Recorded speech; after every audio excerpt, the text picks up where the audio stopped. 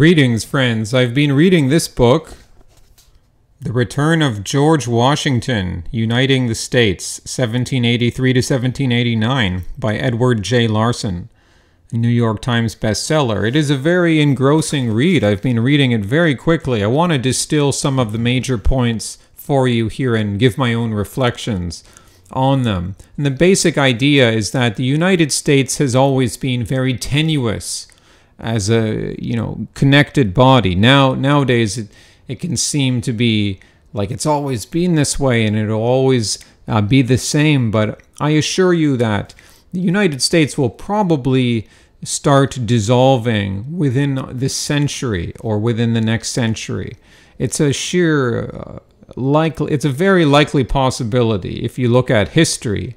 Now, when I say that the United States is tenuous, I'm not trying to say you shouldn't be proud of your country, and your history, and your people, and your bloodline. I'm not trying to denigrate any of that by saying that the United States is tenuous, because you have to divorce the United States from your culture, your people, your traditions, your history. I mean, the history, you share something in common with that to a certain point, and then you may part ways, because the United States is, in some sense, an abstract concept. It always has been, because first comes your people, your family, your friends, your community, and then your state. So most Americans, and I would wager most Canadians too, would think of themselves primarily as a member of their local place, whether that's, their local state or province, before they would think of themselves as a, it's different nowadays, but certainly up until the 19th century, that's how it would have been. From the founding of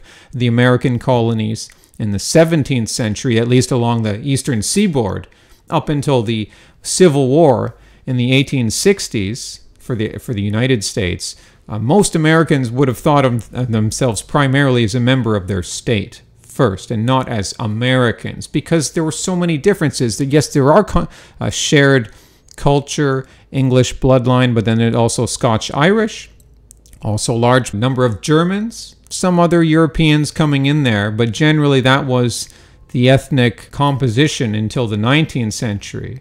Even despite that commonality, very large territory. This would be, can you imagine from Florida to Maine? And then, 200 miles inland, I guess, in the 1780s, because the settlement hadn't expanded so far. But that's still a giant territory. In terms of Europe, that would be big. That would be very, very big. You would expect that to just be one country ruled by one government. There's no geographic continuity. It's more tropical in the south. They don't have snow a lot of the time, or at all. The economy was different. Plantation agriculture, cash crops in the South. The presence of African slaves, which would later, expand in population numbers, where, of course, the native communities were always getting pushed back. In South Carolina, over 50% of the population was of African origin at the end of the Revolutionary War, and it was very high in many other states, too. To the Northeast, more trade, different climate, not the cash crops, more of the basic grains, corn, to support families, to support communities. More of a religious character to the original settlements of the Northeast, because they were escaping persecution in England. There were the Puritans, there were the different Protestant sects, the Calvinists. Many of the more radicals, and this is an ongoing trend, one of the more purist religious sects would obviously move to the frontier. And this book takes us back to the foundation period, just after the end of the Revolutionary War, where the United States became independent for the first time from the mother country, from the mother empire, Britain. The states joined up to fight the British. So once the British were defeated, there wasn't such an onus to keep giving money to Congress. Congress needed money, and the states were not willing to just, why keep paying them? Because why not go our own way? We are individual states. There was a lot of bitterness in America, among the states, at the end of the Revolutionary War. We can look at the Army, for example. They hadn't been paid in months, or even longer than that. They were seriously arrears in pay. and they were basically dismissed without getting their pay. They were given a promise that we will do the best to get you paid, and George Washington did his best to assure them. And actually, before the army was disbanded, there was even the real possibility of a mutiny, which Washington played a role in defusing before it had a chance to develop, simply by the force of his personality. He met with the men and gave a humble appearance that some people believe was deliberately planned. Many of the population resented that the government had promised to give officers a pension, even though they hadn't been able to pay them their pension yet. But it was like a lifelong pension, which would kind of, in the eyes of the common person, bring these officers into like an aristocratic class. There was also bitterness between loyalists and patriots, because the loyalists, who numbered about 1 in 5 of Americans at the beginning of the conflict, had supported staying part of the dominion of King George of Britain. They had fought against the Patriots. Many of them had. Some of them had left the country. The Patriots had exacted vengeance. There was bad blood on both sides. Bad things had been done. I don't mean to insult Americans when I say that the Revolutionary War was a civil war. You've actually had 2 principal civil wars in your history, at the time of your founding and, of course, in the 1860s. But you can also call it a Revolutionary War. That's fine. At the time, would I have supported it? I may have. It may indeed have been the right thing to do. Was what the British were doing wrong? Yes, it was wrong. Was it excessive? No, because if taxation was the issue, American colonists were only taxed about 1/20th the time of what most English in England would be taxed. But you could say, well, that's still too much. So that's an argument too, but maybe it was going in the wrong direction and they wanted to take a firm stand before anything got out of hand. Yes, that's a principled answer too. I mean, the reality of it is there were strong men, there were wealthy men who could have believed in these principles, but everyone gets something out of it. Right? There's nothing shameful about admitting that I want this revolution to succeed so that, I benefit economically. That's just reality across the world. The Patriots outnumbered the Loyalists. It wasn't such a huge dominance. There were thousands and thousands of Loyalists in many places, especially in places like New York and places where there was easier access to England. Washington had various land claims in western Virginia, or at least to the west of Mount Vernon, up the Potomac River in that region, which was more of on the frontier in his time. And when peace concluded, he made a trip for some months, or at least a number of weeks, into the interior to inspect his claims, and he found squatters on some of his land. They were a member of a religious sect known as Seceders, of Calvinist, Scotch-Irish background.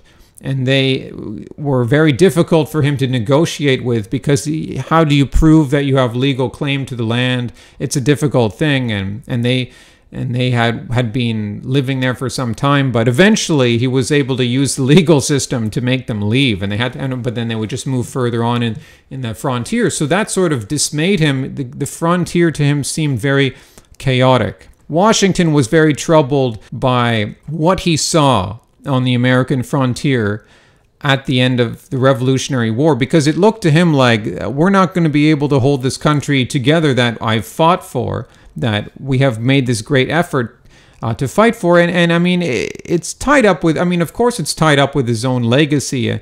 Interesting, because he is a bit of an aristocrat in many ways.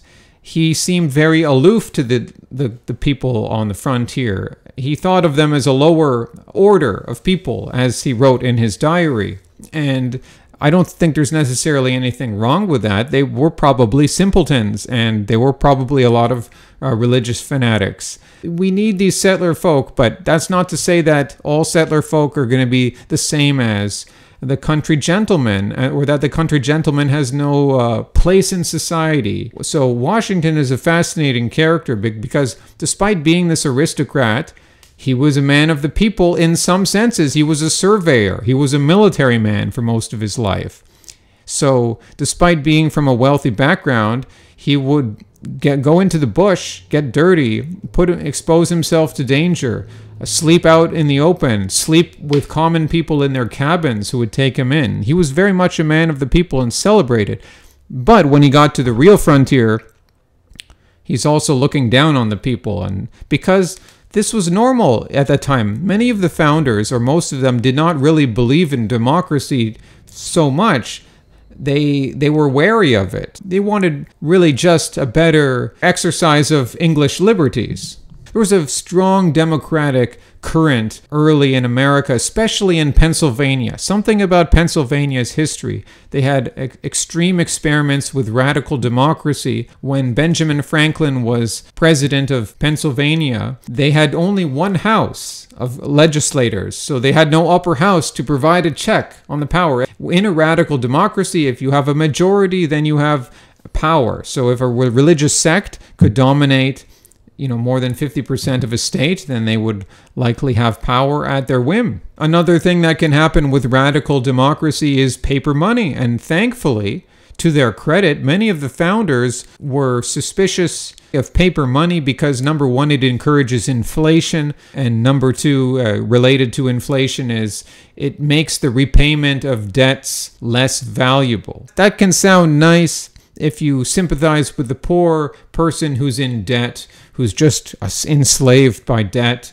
So you can have some sympathy that paper money makes it a bit easier for them, because then, the value of the money isn't really what they borrowed. But then from the perspective of the creditor, that's not good for civilization if creditors have no guarantee that they will ever be paid back, that the government cannot guarantee that the government will print money. That's not good. You will have less people willing to lend their money. They won't allow their money to be circulated, and then you will have less ways of making the economy flow, because money, you need money flowing through society like water, like blood through veins. It has to be flowing and circulating. Paper money happens when you have radical democracy like we have right now. Democracy is not so great. It has to be very much restrained. Part of this pressure for paper money is because for much of American history, gold or silver has always been difficult to obtain. In the 1780s, there were no bankruptcy protection laws. Most people believe that if you can't pay your debts, then you go to prison. Washington, all these other founders, they recognized that the United States Congress, representing all of the 13 states, could do very little on its own, economically, to regulate trade, or to protect the boundaries, or to establish any system of creating new states as the frontier continually expanded, because these new states, will they start trading with the St. Lawrence Valley and the British who control that area? Will they start trading with the Spanish? And as Washington said, intercourse of one kind soon leads to intercourse of another kind. Looking at Latin America, it's incredibly genetically mixed. In fact, the Spanish authorities even encouraged that. When the Revolutionary War ended and 90% of the U.S. Army was disbanded some months after the conclusion of peace, because the British, they held on to Long Island.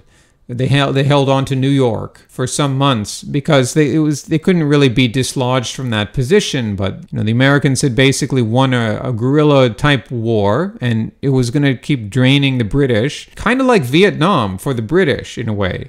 They gave up because it was just, politically it was becoming too unpopular for them to continue. So they eventually, agreed to terms. But they held on to forts on the frontier. They held on, of course, to British Canada. That was British, recently conquered from the French. And they held on to various Caribbean islands. And, of course, they still had a world empire, which would even get bigger in time. So they remained a threat. And there was even worries that the British could undermine the Union, that they would start playing favorites or doing independent trade deals with certain states. So it was the British Empire providing a threat, but then also the Spanish Empire, because that was still more powerful at that time. It was declining for centuries even. Declining since the end of the 1600s, or wherever you want to put it. The steady long decline of Spain and Portugal. Their heyday was in the 1400s, 1500s. They were the ones who who first came to the Americas and began opening it up.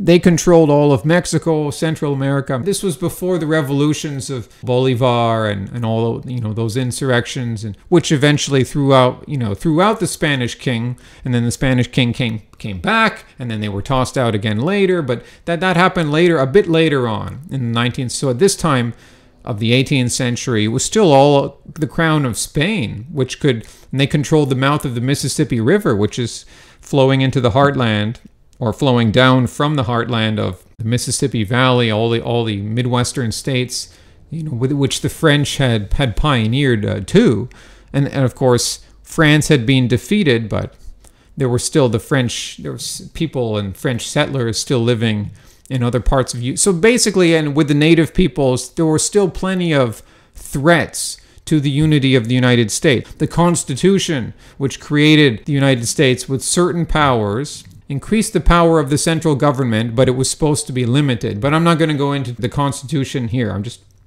Hasta luego, amigos.